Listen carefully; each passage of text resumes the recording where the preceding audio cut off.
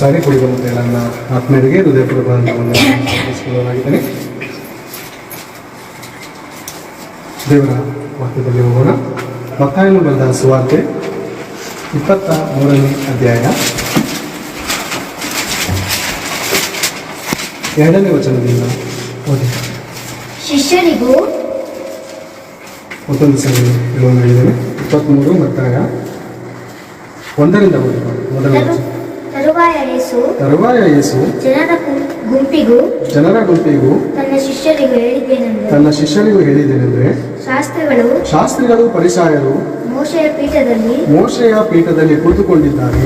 ಆದದ್ದರಿಂದ ಅವರು ನಿಮಗೆ ಅವರು ಏನೇನು ಹೇಳುತ್ತಾರೋ ಅದನ್ನೆಲ್ಲ ಮಾಡಿರಿ, ಕಾಪಾಡಿಕೊಳ್ಳಿರಿ. ಸಾಕು.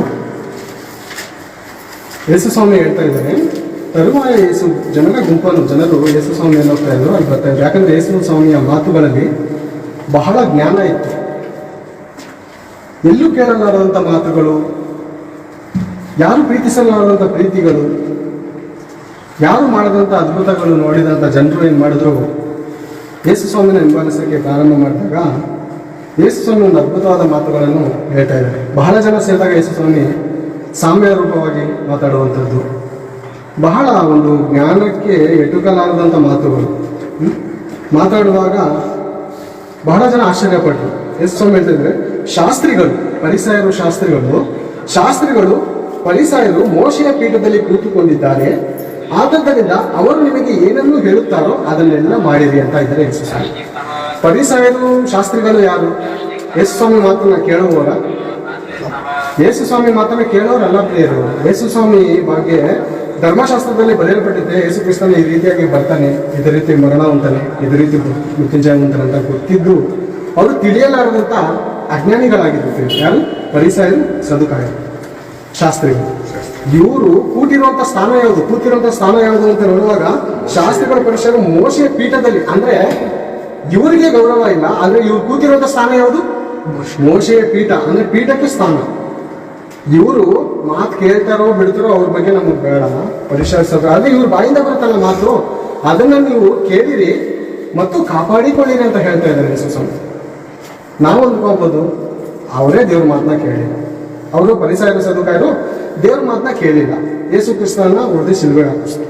ಅವ್ರ ಮಾತು ನಾವೇನು ಕೇಳುವ ಅಂತ ಅನ್ನೋದಾಗುತ್ತಾ? ಅವ್ರ ಮಾತು ನಾವೇನು ಕೇಳೋದು? ಅವರೇ ದೇವ್ರ ಮಾತು ಕೇಳಿಲ್ಲ ಅಂದಾಗ ಅವ್ರ ಮಾತು ನಾನೇನು ಕೇಳಿ ಅಲ್ವಾ? ಒಂದು ಉದಾಹರಣೆ ಯೋಚನೆ ಮಾಡೋಣ.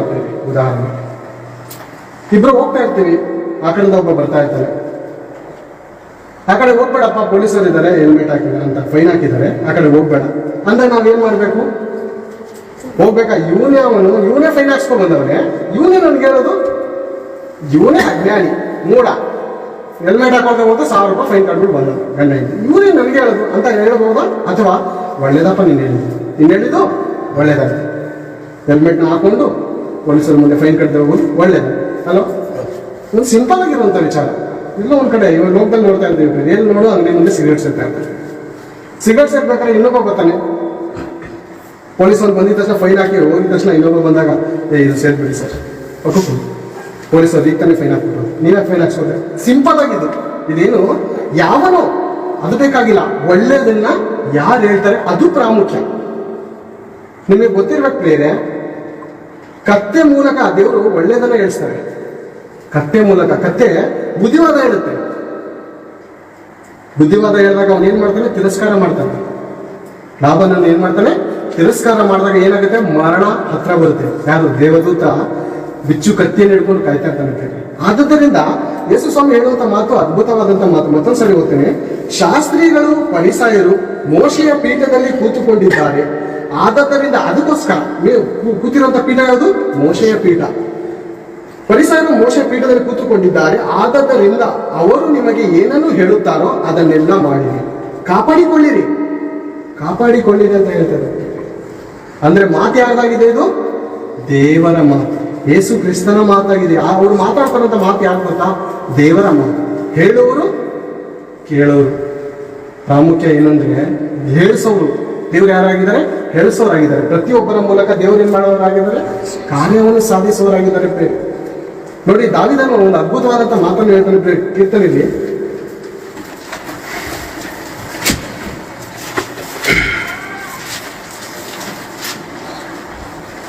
ಜ್ಞಾನೋಕ್ತಿ ನೋಡಿಕೊಳ್ಳೋಣ. ದಾವಿದನ ಮಗನಾದ ಸೊಲೊಮೋನನ ಮಾತನ್ನು ನೋಡಿಕೊಂಡು ಆಮೇಲೆ ದಾವಿದನ ಮಾತಿಗೆ ಹೋಗೋಣ. ಸೊಲೊಮೋನನು ಹೇಳುವಂಥ ಮಾತನ್ನು ನಾವು ಕೇಳಿಸಿಕೊಳ್ಳೋಣ. ಜ್ಞಾನೋಕ್ತಿಗಳು 5ನೇ ಅಧ್ಯಾಯ 12ನೇ ವಚನವನ್ನು 13ನೇ ವಚನವನ್ನು ಓದಿಕೊಳ್ಳೋಣ. ಅಯ್ಯೋ ಅಯ್ಯೋ, ನಾನು ಸದುಪದೇಶವನ್ನು ಎಷ್ಟೋ ದ್ವೇಷಿಸಿದೆ. ನನ್ನ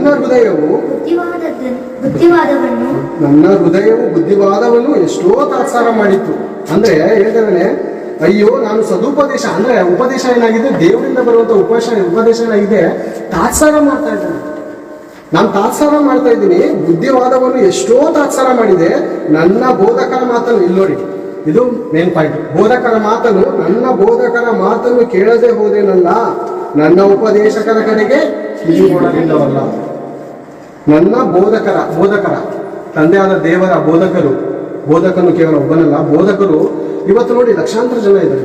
ಲಕ್ಷಾಂತರ ಜನ ಅಂದ್ರೆ ದೇವರು ಎಬ್ಬಿಸ್ತಾ ಇದ್ದಾರೆ. ಯಾಕಂದ್ರೆ ತನ್ನ ಮಕ್ಕಳ ಹೃದಯವನ್ನು ಬಹು ಜಾಗ್ರತೆಯಿಂದ ಕಾಪಾಡ್ಕೊಳ್ಳಿ. ಹೇಳುವಂತವರು ಪ್ರಾಮುಖ್ಯ ಇದಾರೋ ಇಲ್ವೋ ಅದು ನಮ್ಗೆ ಬೇಕಾಗಿಲ್ಲ. ಹೇಳುವಂತ ಉಪದೇಶ ಯಾರ್ದಾಗಿದೆ, ಸರ್ವೇಶ್ವರನು ಹೇಳಿಸ್ತಾ ಇದ್ದಾನೆ. ಅಂದ್ರೆ ಪ್ರೇರೆ ಅನ್ಯರಿಂದ ಬುದ್ಧಿ ಬರುವಂತ ಮಾತುಗಳನ್ನ ಹೇಳಿಸ್ತಾರೆ.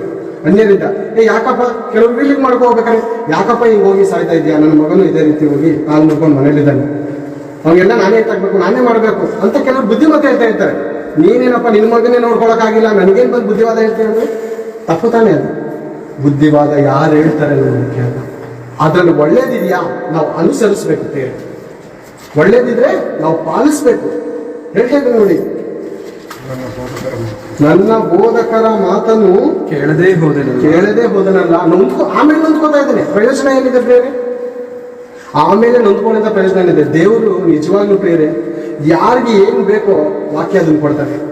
ಫೇಸ್ಬುಕ್ ಅಲ್ಲಿ ಹೋಗ್ತೀರಾ, ಯೂಟ್ಯೂಬ್ ಅಲ್ಲಿ ಹೋಗ್ತೀರಾ, ಒಬ್ಬರ ಮೂಲಕ ದೇವರು ಕಾರ್ಯ ಸಾಧಿಸುವ ಸಕಲರ ಮೂಲಕ ಇದನ್ನ ಕಾರ್ಯ ಸಾಧಿಸ್ತಾರೆ. ಅವ್ರು ಎಂಥ ಜ್ಞಾನಿ ಆಗಿದ್ರು ಅವನಿಗೆ ಬೇಕಾದಂತ ಇನ್ನೊಂದು ಜ್ಞಾನದ ಮಾತುಗಳು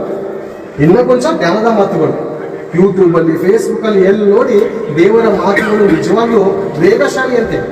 ಕೀರ್ತನ ಗ್ರಂಥದಲ್ಲಿ ಹೇಳುವಂತ ಮಾತೇನು ಗೊತ್ತಾ? ದೇವರ ವಾಕ್ಯವು ವೇಗಶಾಲಿ.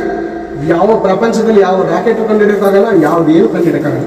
ಎಲ್ಲಿ ಹೊಡೆದ ಅಂದ್ರೆ ಮೆಸೇಜು, ಸತ್ಯವೇದದ ಬೈಬಲ್ ಗ್ರಂಥದ ಒಂದೇ ಒಂದು ಮೆಸೇಜ್ ಹೊಡೆದ ಅಂದ್ರೆ ನನ್ನ ತಂಗಿಗೆ ಡೆಲ್ಲಿಗೆ ಹೋಗುತ್ತೆ ಅಲ್ವಾ? ನೀವು ಯಾರಿಗಾದ್ರೂ ಮಾಡಿದ್ರೆ ನಿಮ್ಮೂರ್ಗೆ ಹೋಗುತ್ತೆ. ಎಷ್ಟು ಕಿಲೋಮೀಟರ್ ಇದೆ ಅದು? 1000 ಕಿಲೋಮೀಟರ್ ಅಂತ ಪ್ರಾಂತ್ಯಕ್ಕೆ ಒಂದೇ ಒಂದು ಬಟನ್ ನೋಡಿದ್ರೆ ಯೇಸು ಸ್ವಾಮಿ ಮಾತೇನಾಗಿದೆ? ವೇಗಶಾಲಿ ಕಾರ್ಯ ಸಾಧಿಸುವಂಥದ್ದು. ಆ ಮಾತುಗಳೇನಾಗಿದೆ ಅಂದ್ರೆ ನಮ್ಮ ಆತ್ಮಕ್ಕೆ ಆಹಾರ ಆಗಿದೆ. ಆತ್ಮಕ್ಕೆ ಆಹಾರ ಪ್ರಿಯ. ಸದುಪದೇಶ ಏನಾಗಿದೆ? ನಾವು ಕೇಳಬೇಕಾಗಿದೆ. ಕೇಳುವವರು ಬಹಳ ಜಾಗ್ರತೆಯಿಂದ ಅದನ್ನ ಪಾಲಿಸಬೇಕಾಗಿದೆ. ದೇವರ ವಾಕ್ಯ ಏನಾಗಿದೆ ಅಂದ್ರೆ ಈ ಬಾಯಿ ಕತ್ತಿ ಆಗಿದೆ. ದೇವರು ನಮಗೂ ಬುದ್ಧಿ ಮಾತಾಡಿಸ್ತಾರೆ, ನಮ್ಮ ಮೂಲಕ ನಿಮಗೂ ಬುದ್ಧಿ ಮಾತಾಡಿಸ್ತಾರೆ. ಅಂತ ಅದ್ಭುತವಾದಂತ ಮಾತುಗಳು ಯಾರು ಮಾತಾಗಿದೆ ಅಂದ್ರೆ ದೇವರ ಮಾತು ಪ್ರೇರೆ. ದಾವಿದನು ಹೇಳುವಂತ ಒಂದು ಅದ್ಭುತವಾದಂತ ಮಾತುಗಳನ್ನು ನಾವು ಕೇಳಿಕೊಳ್ಳೋಣ. ಇವಾಗ ಮಾತಾಡ್ತಾರ ಸೊಲೊಮೋನನು ಪಾಪ ದೇವ್ರ ಕಡೆ ಬಂದ, ಜ್ಞಾನ ಹೊಂದ್ಕೊಂಡ, ವಿಗ್ರಹಾರಾಧಕನ ಹೋಗಿ ಹಾಳಾಗೋದ ಅಂತ ಅವ್ರ ಮಾತು ನಾವು ಕೇಳದೇ ಇರಕ್ಕಾಗತ್ತಾ? ಹಾಗಿದ್ರೆ ದೇವರು ಈ ವಾಕ್ಯ ಬರ್ಸ್ತಾ ಇರ್ಲತ್ತಿದೆ. ಪ್ರಸಂಗಿ ಗ್ರಂಥ ಜ್ಞಾನೋಕ್ತಿಗಳಲ್ಲಿ ಎಷ್ಟು ಅದ್ಭುತವಾದ ಮಾತೈತೆ. ಕೆಲವರು ಹೇಳ್ತಾರೆ ಬೇರೆ, ಕೆಲವರು ಹೇಳ್ತಾರೆ ಅವ್ರು ಅನುಭವಿಸ್ತಾರಪ್ಪ, ಅವ್ರ ಮಾತನ್ನ ಕೇಳಬೇಕು. ಹೇಳ್ತಾರೆ ಅವ್ರು ಅನುಭವಿಸಿದಾರಪ್ಪ, ಅವರು ಕಷ್ಟ ನಷ್ಟಗಳನ್ನ ಅನುಭವಿಸಿದ್ದಾರೆ, ಅವ್ರ ಮಾತನ್ನ ಕೇಳಬೇಕು. ಪಾಪ ಮಾಡಿ ಶಿಕ್ಷೆ ಹೊಂದಿದವರ ಮಾತುಗಳನ್ನು ದೇವರು ಬಳಸಿದ್ದಾರೆ ಅಂದ್ರೆ ಅದ್ರ ಮೂಲಕ ಏನಿದೆ ಅಂದ್ರೆ ಒಳ್ಳೇದಿದೆ ಪ್ರೇಮ. ನಾವು ಆಚೆ ವಾರದಲ್ಲಿ ನೋಡ್ಕೊಂಡೆ ಅಲ್ವಾ? ನಮ್ಮ ಹಿರಿಯರಿಗೆ ಸಂಭವಿಸಿದ ಕಾರ್ಯಗಳು ಏನಾಗಿದೆ? ಅದು ಛಾಯೆ ಆಗಿದೆ. ನಾವು ಅದನ್ನ ನೋಡಿ ಪಾಠ ಕಲಿಬೇಕು, ಬುದ್ಧಿ ಕಲಿಬೇಕು ಪ್ರೇರೆ. ನೋಡಿದ್ದು ನಾವು ಹೋಗಿ ಹಳ್ಳಕ್ಕೆ ಬಿದ್ರೆ ಏನಾಗುತ್ತೆ? ನೋಡಿದ್ದು ನಾವು ಏನಾಗ್ಬಿಡುತ್ತೆ ನೋಡ್ಬಿಡೋಣ ಅಂತ ಹೋದ್ರೆ ಪ್ರೇರೆ. ನಮ್ಮ ಗಾಡಿಗಳಲ್ಲಿ ಒಂದು ಸ್ಟೆಪ್ನಿ ಇರುತ್ತೆ, ಒಂದು ಪಂಚರ್ ಆದ್ರೆ ಹಾಕೋಬಹುದು, ಒಂದು ಟೈರ್ ಬ್ಲಾಸ್ಟ್ ಆದ್ರೆ ಹಾಕೋಬಹುದು. ಸ್ಟೆಪ್ನಿ ಇದೆ. ನಮ್ಮ ಜೀವನ ಎರಡಿದ್ಯಾ? ಹೋದ್ರೆ ಹೋಯ್ತು ಬಿಡು, ಇದು ಹೋದ್ರೆ ಹೋಯ್ತು ಬಿಡು, ಇನ್ನೊಂದು ಹಾಕೊಳ್ಳೋಣ ಅಂತ ಏನಾದ್ರೂ ಇದೆಯಾ? ಒಂದೇ ಜನನ ಒಂದೇ ಮರಣ, ಸತ್ತ ಕ್ಷಣ ಮರು ಜೀವವು ಮರು ಮರಣವು. ಒಂದೇ ಜೀವನ ಪ್ರೇರೆ, ಒಂದೇ ಜೀವನ. ನಾವು ಆಲೋಚನೆ ಮಾಡಬೇಕು ಪ್ರೇರೆ, ಒಂದೇ ಜೀವನ. ಸದುಪದೇಶವನ್ನು ತಾತ್ಸಾರ ಮಾಡಿದ್ರು. ಮೊದಲು ಹೇಳಿದಂತ ಮಾತು ಈಗ ತಂದೆ ಹೇಳ್ತಾ ಇದ್ದಾನೆ ಪ್ರೇರೆ, ಅದ್ಭುತವಾದಂತ ಮಾತು. ಕೀರ್ತನೆ 141 5ನೇ ವಚನ.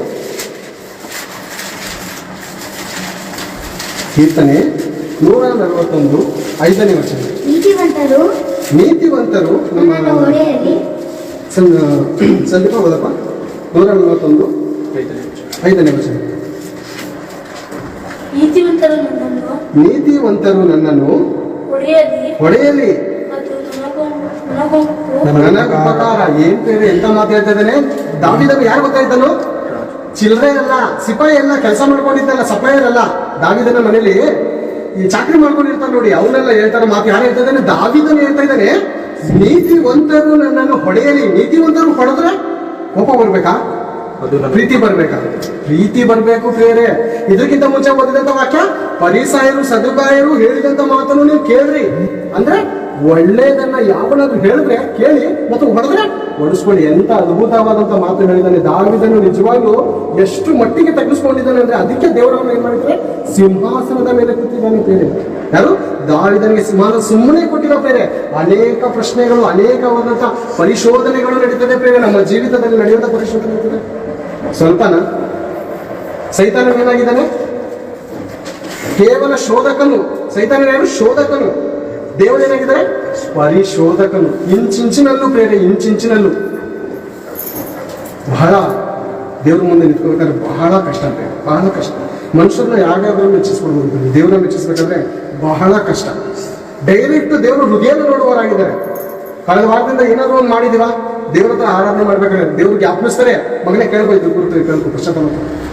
ಎಂಥ ಒಳ್ಳೆ ತಂದೆ ಪ್ರಿಯರೇ ನಮ್ಗೆ ಸಿಕ್ಕಿರೋದು. ಎಂಥ ತಂದೆ. ನಾನು ಏನ್ ದ್ರೋಹ ಮಾಡ್ತೀನಿ ಅಂತ ನನ್ನ ಮಕ್ಳು ಗೊತ್ತಾಗತ್ತಾ? ನನ್ನ ಮಕ್ಳು ಏನ್ ಮಾಡ್ತಾರಂತ ನನಗೆ ಗೊತ್ತಾಗತ್ತಾ? ನಿಮ್ಮ ಮಕ್ಳುಗಳು ಏನ್ ಮಾಡ್ತಾರೆ ನಿಮ್ಗೆ ಗೊತ್ತಾಗುತ್ತಮ್ಮ? ಇಲ್ಲ. ನಮ್ಮನ್ನು ನಿಮ್ಮನ್ನು ಹೆತ್ತಂತ ತಂದೆ ಗೊತ್ತಾಯ್ತಾ ಇದೆ ಪ್ರಿಯರೇ. ನಿಜವಾಗ್ಲೂ ಅವನೇ ತಂದೆ ಅಂತ ಒಪ್ಪಬೇಕು ಪ್ರಿಯರೇ. ಪ್ರಪಂಚದಲ್ಲಿರುವಂತ ಪ್ರತಿಯೊಬ್ಬ ಮಾನವರ ಹೃದಯವನ್ನು ಅಳಿಯುವಂತ ದೇವರು ನಿಜ.